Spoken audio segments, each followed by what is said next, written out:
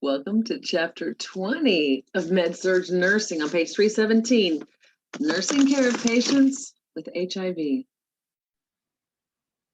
Acquired Immunodeficiency Syndrome, AIDS, is the late phase of a chronic immune function disorder. This disorder is caused by infection with the human immunodeficiency virus, HIV. AIDS develops after a long period of untreated HIV infection and can be fatal. The Centers for Disease Control and Prevention, CDC, specifies the criteria for determining when HIV disease has developed into AIDS. In the United States, most people living with HIV who receive treatment do not develop AIDS. This is because antiretroviral medications suppress HIV replication. This improves immune function and reduces the risk of life-threatening opportunistic infections. The first antiretroviral ARV HIV drug was introduced in 1987. Highly active antiretroviral therapy, HAART, began in 1996. A newer term for HAART is antiretroviral therapy, ART. Both of the latter terms refer to the use of a combination of at least 3 ARV drugs that have different actions to suppress HIV replication. Nursing care tip. When caring for patients who are HIV positive or who have AIDS, it is important to be aware of and understand current information. Being informed helps you provide competent, non-judgmental care without fear. Knowledge about HIV/AIDS and its treatment is continually evolving. History and incidents. The HIV epidemic was first reported by the CDC in June 1981. Cases of HIV infection and AIDS increased rapidly through the 1980s. A decrease followed in the late 1990s and continues today. The CDC provides U.S. statistics on HIV cases at CDC statistics overview at a glance. Also, I guess they're going to show some in table 20.2. As of the end of 2015, it was estimated that 1.1 million people were infected with HIV. Of these, an estimated 15% were not aware of being infected. In 2016, an estimated 39,782 people were newly infected with HIV. Of those infected in 2016, 45% were African Americans and 19% were women. Although HIV or AIDS can occur in a person of any age, this chapter focuses on adults with HIV or AIDS. Box 20.1, CDC AIDS defining opportunistic conditions in HIV infection. CD4 T lymphocyte count below 200 cells per microliter, or a CD4 T lymphocyte percentage under 14% of total lymphocytes, or the presence of one of the following specified clinical conditions: bacterial infections, multiple or recurrent, candidiasis of bronchi, trachea, or lung, candidiasis of esophageal, invasive cervical cancer, disseminated or expulmonary coccidioiditis, cryptomycosis and extrapulmonary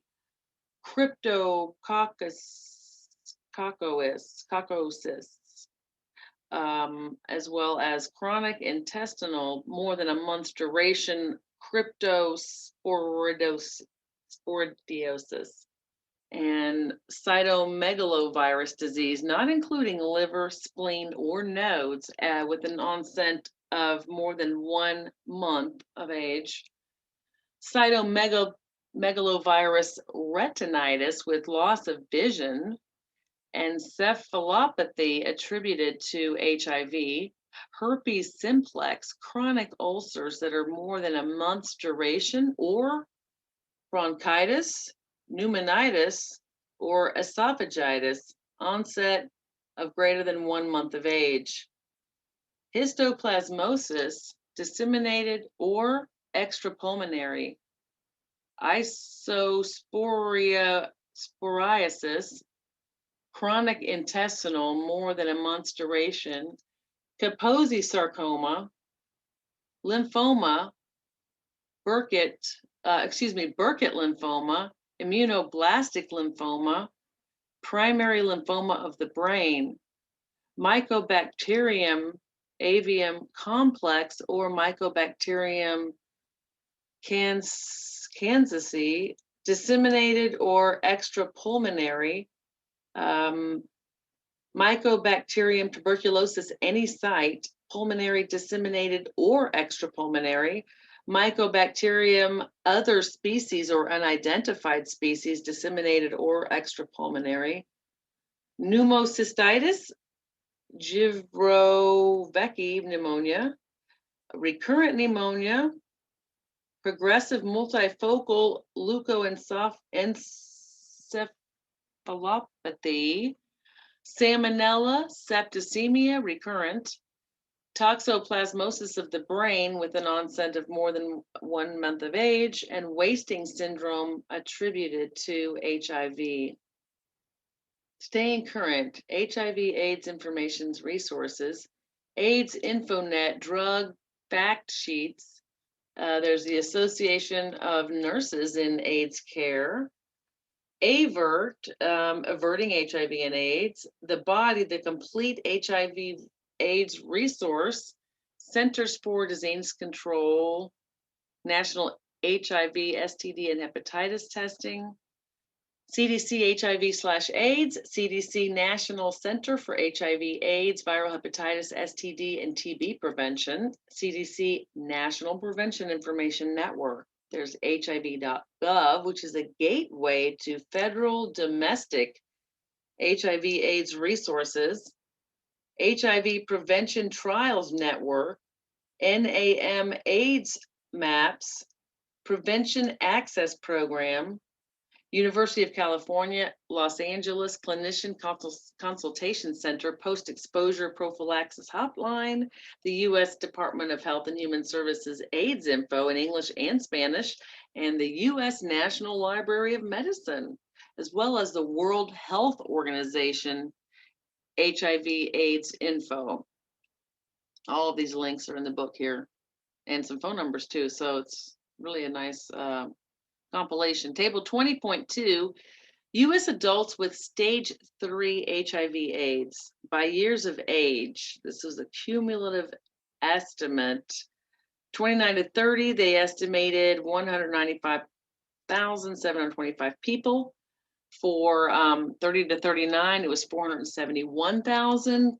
Ages 40 to 49, looks like a 348,000, 50 to 59, 133,000, and then ages 6 years older, 47,236. By ethnicity or race, they had estimated about 10,000 Asian Pacific Islanders, 3,500 American Indian / Alaskan Natives, 500,000 Black or African Americans, 222,000 Hispanics or Latinos, 845 Native Hawaiian or other Pacific Islander, 439,000 whites, and 35,000 multiple races. Pathophysiology. Infection with HIV kills immune cells. A weakened immune system allows infections and cancers to take over. AIDS is the final phase of this immunodeficiency. Two strains of HIV have been identified, HIV-1 and HIV-2. HIV-1 is found around the world. It is more pathogenic. HIV-2 is found mainly in a small area in West Africa. It is less pathogenic. It is possible to become infected with both strains of HIV. Due to genetic differences, they require different types of diagnostic testing. They are transmitted in the same way, are incurable, and can progress to AIDS. Because HIV-1 is most common, reference to HIV in this chapter is to HIV-1 and less noted. HIV is a retrovirus which only has ribonucleic acid RNA for genetic material. HIV is attracted to immune cells with a surface attaching site. This is the CD4 receptor.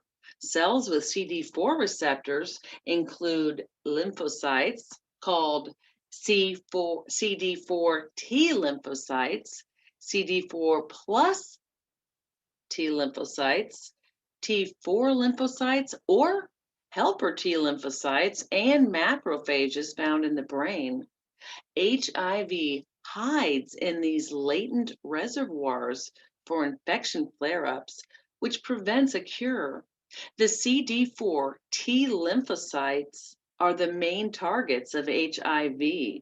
CD4 T lymphocytes coordinate all immune functions.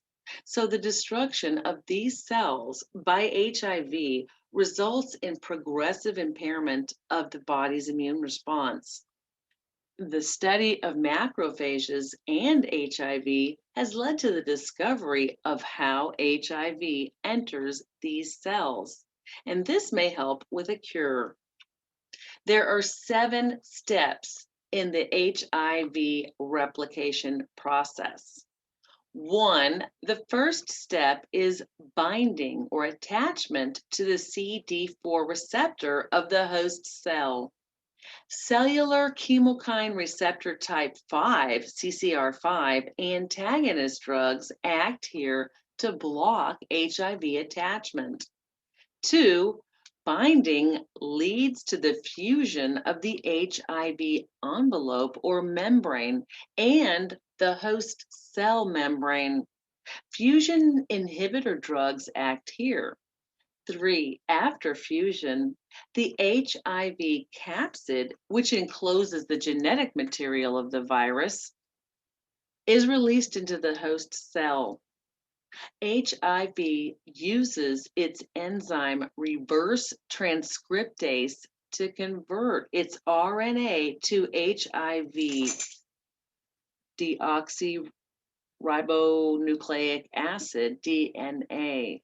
The new HIV DNA then enters the host cell's nucleus. Non-nucleoside reverse transcriptase inhibitors, NNRTIs, and nucleoside reverse transcriptase inhibitors, NRTIs, act here. Inhibitors of reverse transcriptase that act here were the first anti-HIV drugs developed. 4, HIV releases the enzyme integrase, which incorporates its HIV DNA into the host cell's DNA. Integrase inhibitors act here. 5, HIV then uses the machinery of the host cell to replicate long chains of HIV proteins for building more HIV. 6, packaging of the HIV RNA and HIV proteins within a viral envelope created from part of the cell membrane occurs next. 7, The immature, non-infectious HIV then buds from the host cell. It releases the enzyme protease to cut the HIV protein chains into their shorter functional forms. Mature infectious HIV is then formed from these proteins.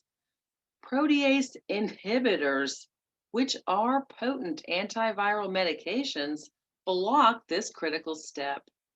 HIV can persist in a latent or inactive state for many years. There is no cure for HIV as the virus lies dormant in a small number of cells called viral reservoirs, even when the virus is at undetectable levels in the blood. However, it can be controlled with lifelong antiviral treatment. The goal of researchers is to use this knowledge of the HIV life cycle to create a vaccine and develop a cure. After a person has been infected with HIV, other immune system components form antibodies to fight HIV. These HIV antibodies typically become present within 3 months after infection. The time between infection and developing antibodies is called the window period. Testing for these antibodies can be done to diagnose HIV. Learning tip. Being HIV positive means that the person has been infected with the HIV virus. This does not mean that the person has AIDS. Progression of HIV infection. The initial infection is followed by a relatively symptom-free period. This is called the clinical latency stage. The virus remains in the lymph nodes, liver, and spleen and reproduces. If the infection is left untreated, CD4 T lymphocytes gradually decrease. B lymphocytes also become dysfunctional and dysregulated by HIV progression. B and T lymphocytes normally work together in a healthy immune system. The period from infection to the beginning of the symptomatic stage varies for each person. It averages 8 to 12 years. During this stage, the person is considered to be HIV infected. In the early symptomatic stage of HIV disease, symptoms of the weakening immune system are seen. When the immune system is severely weakened, opportunistic infections and cancers can occur, resulting in the diagnosis of AIDS. Learning tip. Opportunistic diseases are referred to as such because they take advantage of the opportunity to attack a weakened immune system. A healthy immune system would be able to fight off these infections and diseases. Prevention. Education and prevention are the best ways to manage HIV, the AIDS epidemic. Education should begin with older school-age children and continue with adults of all ages. Gerontological issues, older adults, and HIV. In 2014, the Centers for Disease Control and Prevention reported that 17% of all persons living with HIV are aged 50 or over. Older adults are often diagnosed with an HIV infection when AIDS is already present. Ask older adults about their sexual and drug use history. Teach preventive measures. Share information on products to reduce transmission of HIV and sexually transmitted infections, STIs. At-risk adults over age 50 are less likely than younger at-risk adults to use condoms during sex. They tend to think of condoms as only as a birth control measure. They are also less likely to be tested for HIV. Erectile dysfunction treatments have contributed to more older adults being sexually active, and they may have multiple partners. They are also contracting HIV through same sex contact. A decline in the older adult's immune system increases the risk for infection with HIV.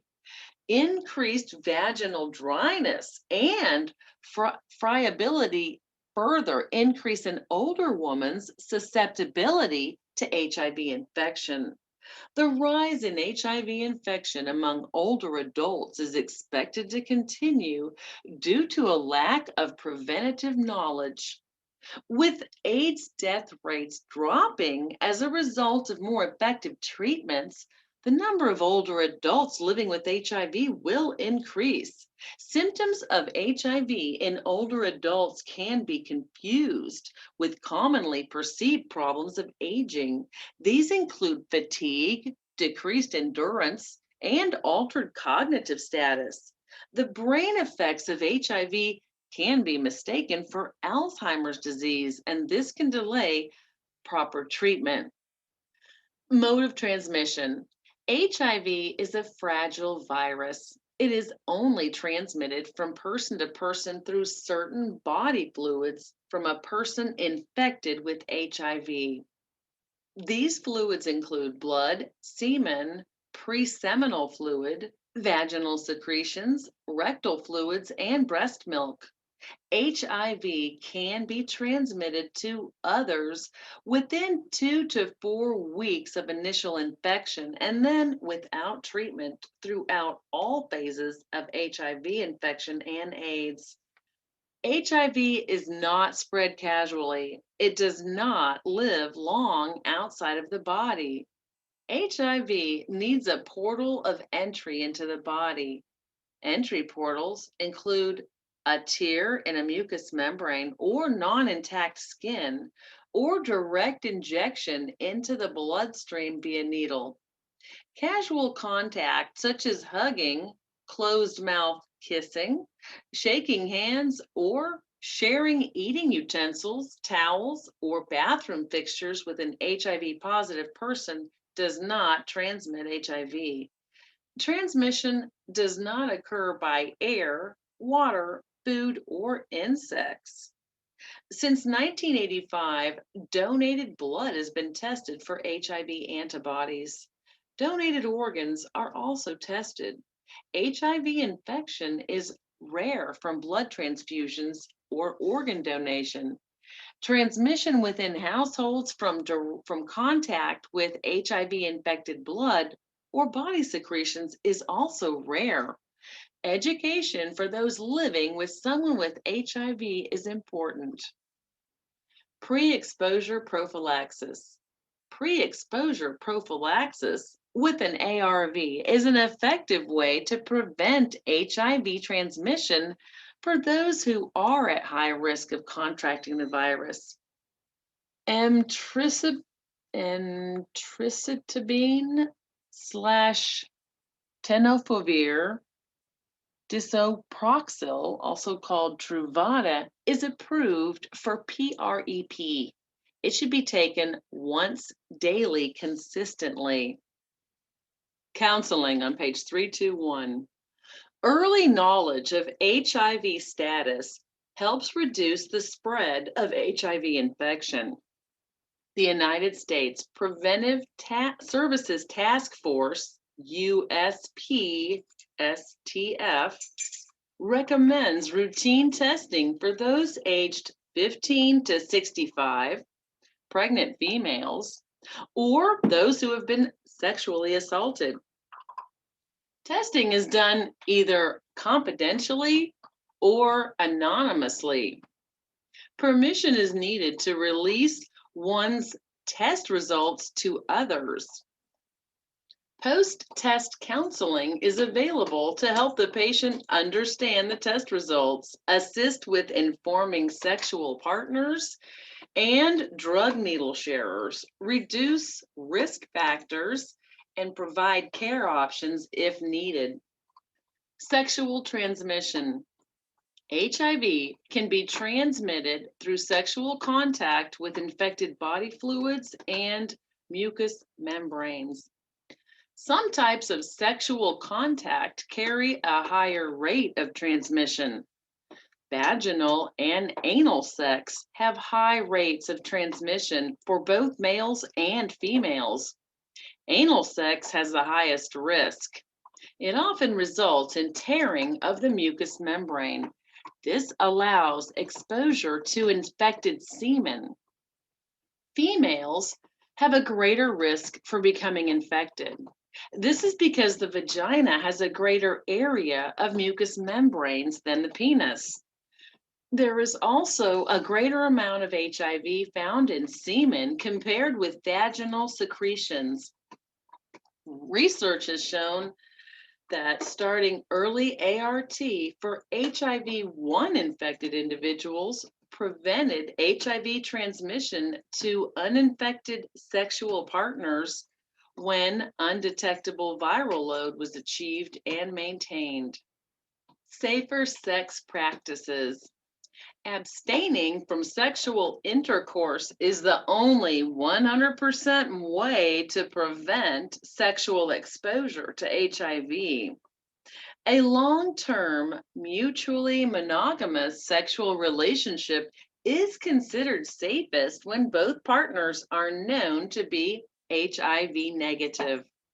Limiting sexual partners, wearing latex gloves to protect hands during genital or anal contact, and using latex condoms and dental dams, for example, latex sheets, correctly and regularly as a barrier for the mouth and genitals or anus, and understanding safer sex techniques reduce the risk of HIV transmission. Parenteral transmission. The best way to prevent parenteral transmission of HIV is to avoid or stop injecting drugs. If a person who injects drugs is unable or unwilling to stop, it is recommended that a new sterile syringe and needle obtained from pharmacies is used each time, along with new sterile water and new or disinfected preparation equipment. Alcohol swabs should be used to clean the injection site. Afterward, the syringe should be disposed of safely. Drug injection equipment should never be shared or reused. Syringe exchange program availability varies by location, although these programs have been shown to decrease the risk of transmission of HIV and other bloodborne pathogens. If injection equipment is reused, it should be boiled or cleansed with bleach. Sexual activity should be discouraged when judgment is impaired by drug use because protective measures may not be used during this impairment. PrEP with an ARV for non-HIV infected people who inject drugs can reduce HIV infection. Autologous or one's own blood transfusion, when possible, is the safest type of blood transfusion to prevent HIV infection. Donated blood is screened for HIV, but there is a very low chance of HIV transmission from donated blood that is infected but has not yet had time to develop antibodies. Perinatal transmission. Page 322. Guidelines for HIV screening of pregnant women recommend that HIV counseling and testing be offered during routine prenatal care for all pregnant women, and again in the third trimester for women at high risk. All pregnant women who are HIV positive can reduce the risk of perinatal HIV transmission with ART during pregnancy, labor, and delivery. At the time of labor, Pregnant women who have not been tested for HIV should be offered rapid HIV tests. Therapy should be started if HIV is confirmed. Box 20.2, patient education. Condom use to prevent HIV transmission. Condoms should be new for each sex act, made of latex, which is highly effective because other materials have large pores that allow HIV to pass. Undamaged and used before the expiration date, the condom should be applied before the partner is touched. The tip of the condom is held while unrolling over erect penis, allowing room at the tip for semen collection. Used with adequate amounts of only water-soluble lubricant, because petroleum or oil-based lubricants such as petroleum jelly, cooking oil, shortening, or lotions can damage latex condoms. Replace if broken. If ejaculation occurs before replacement, immediate use of a spermicide can give some protection. Withdrawn from partner by holding the condom should be withdrawn from the partner by holding the condom against the base of the erect penis to avoid semen leakage. Healthcare providers and HIV prevention. Occupational HIV transmission is rare. Using standard precautions, see Chapter 8, appropriate hand hygiene and safety devices to prevent needle sticks, for example, needleless systems, protective covers, and never recapping used needles. Reduce the risk of HIV exposure. It is essential to use these practices with all patients to protect yourself from exposure and transmission of HIV. If you are unsure of the appropriate personal protective equipment, for example, gloves, gown, goggles, and face shield, or isolation precautions to use for the situation, ask your instructor or the patient's nurse before providing care to a patient. Know the occupational exposure protocol for the agency in which you are practicing. If exposure occurs, wash the exposure site with soap and water immediately. For mucous membrane exposure, flush with water and then seek immediate medical care. HIV signs and symptoms. Each patient's HIV infection response is different. Initially, the patient may not have any symptoms, but then may develop acute retroviral syndrome.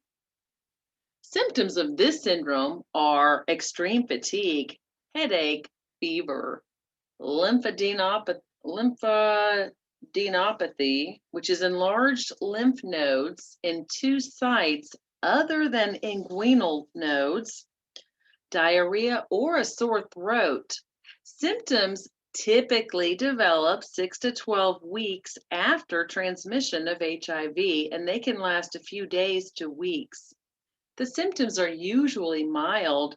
They are not usually associated with being infected with HIV. An extended asymptomatic phase can occur. An untreated HIV infection then usually progresses to a symptomatic stage. This stage is seen when the virus has greatly impaired the immune system. The patient may have shortness of breath, fever, weight loss, fatigue, night sweats, persistent diarrhea, oral or vaginal candidiasis, ulcers, dry skin lesions, peripheral neuropathy, shingles, which is a varicella zoster virus reaction, seizures, or dementia. In the final stage of HIV infection, AIDS is diagnosed when the CD4 T lymphocyte count is below 200 or opportunistic infections and diseases occur. See box 20.1. Complications from HIV and AIDS vary from patient to patient. With ART, fewer complications are seen than in the past.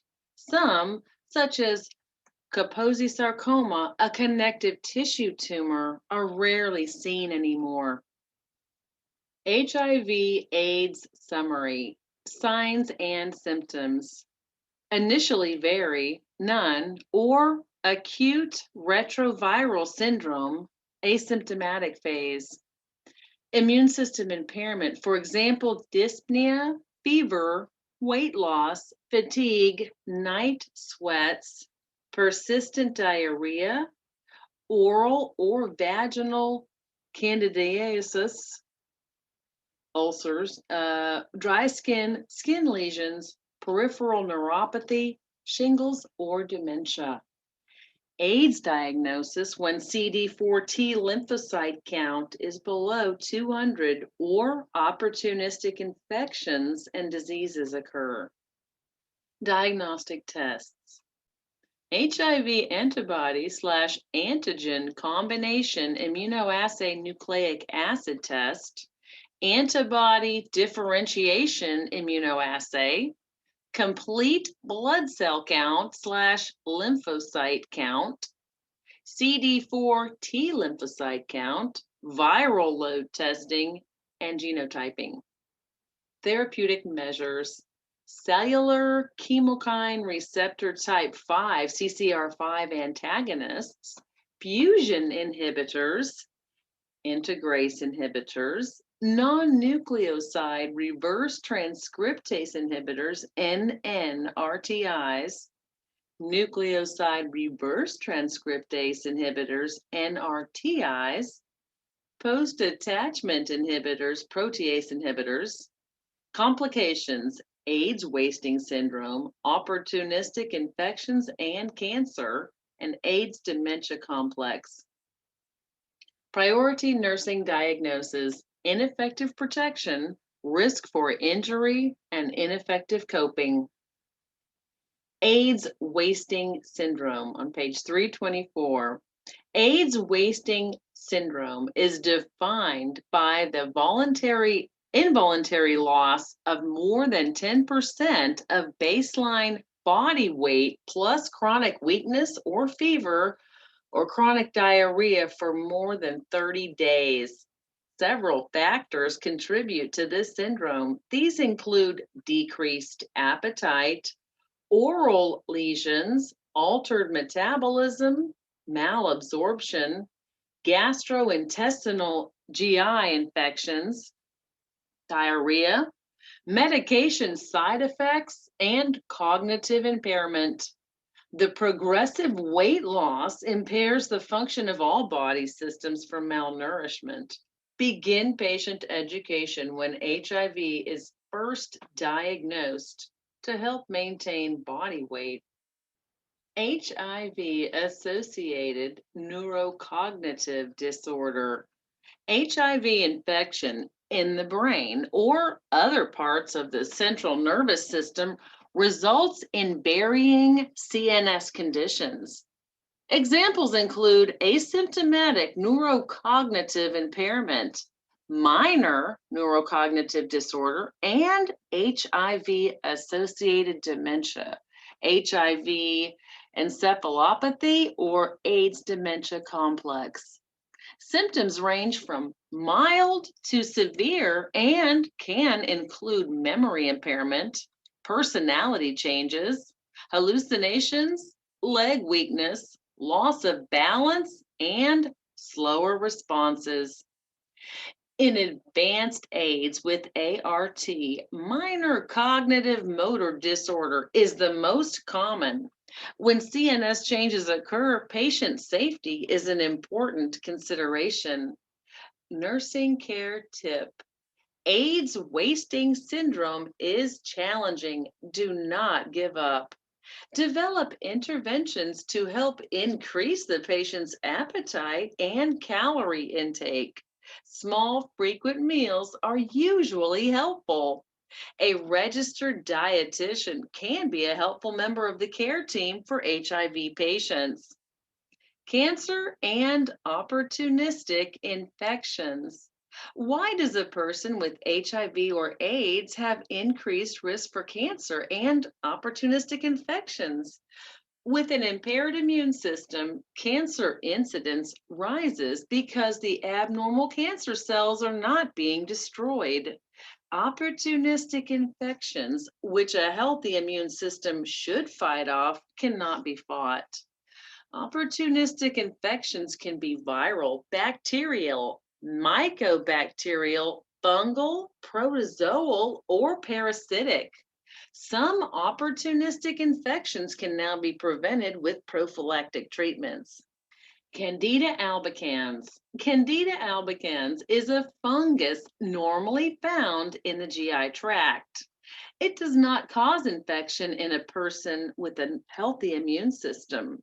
In a person with AIDS, overgrowth of this fungus occurs. Candidiasis of the mouth or esophagus is in common with AIDS. Signs and symptoms of candidiasis include oral or esophageal pain, dysphagia, and yellow-white plaques that look like cottage cheese in the mouth and throat. Nutrition can be affected by oral and esophageal candidiasis. Recurrent vaginal candidiasis, so a severe itching and a white discharge, is common in women with AIDS. Cytomegalovirus. Cytomegalovirus, CMV infection can be serious. It can cause retinitis. This can result in blindness. Signs and symptoms include fever, fatigue, diarrhea, GI upset, and hepatitis. Mycobacterium avium complex. Mycobacterium avium complex, MAC, is a serious non-tuberculosis mycobacterial infection. Occurrence rises when CD4 T lymphocyte counts drop below 50 cells per microliter. MAC is found in water, foods like raw or partially cooked fish or shellfish, and soil. A prophylactic antibiotic may be given when CD4 T lymphocyte counts fall below 50 cells per microliter. With infection, symptoms can include fever, night sweats, weight loss, fatigue, abdominal pain, and diarrhea. Treatment includes a combination of antibiotics for at least 12 months. These might include clarithromycin or azithromycin with ethambutol and rifabutin. Pneumocystis pneumonia. Pneumocystis pneumonia, PCP, is caused by the fungus Pneumocystis jirovecii in immunocompromised persons. PCP develops slowly and produces shortness of breath, fever, and dry cough. When CD4 T lymphocyte counts fall below 350 cells per microliter, prophylactic oral trimethoprim sulfamethoxazole, TMP, SMX, for example, Bactrim, Septra, and Cotrim, is recommended. PCP is less likely to occur than in the past with TMP-SMX. However, it remains a concern for those with AIDS or HIV. The preferred treatment agent for PCP is TMP-SMX. If not tolerated, other possible agents are listed in Table 20.4. Oxygen can be used, and steroids help reduce lung inflammation. Tuberculosis. Tuberculosis is a bacterial infection caused by the Mycobacterium tuberculosis. Symptoms include dyspnea, cough, chest pain, fever, night sweats, and weight loss. A man talks tuberculin skin test with tuberculin purified protein derivative should be performed at least yearly in people with HIV infection. Induration of 5 millimeters or more is defined as a positive result in patients with HIV infection. See Chapter 31. This defines the onset of AIDS. Diagnosis on the bottom of page 324. We are going to end part 1 of chapter 20 on page 324 and resume part 2 with diagnosis. Hope you can join us.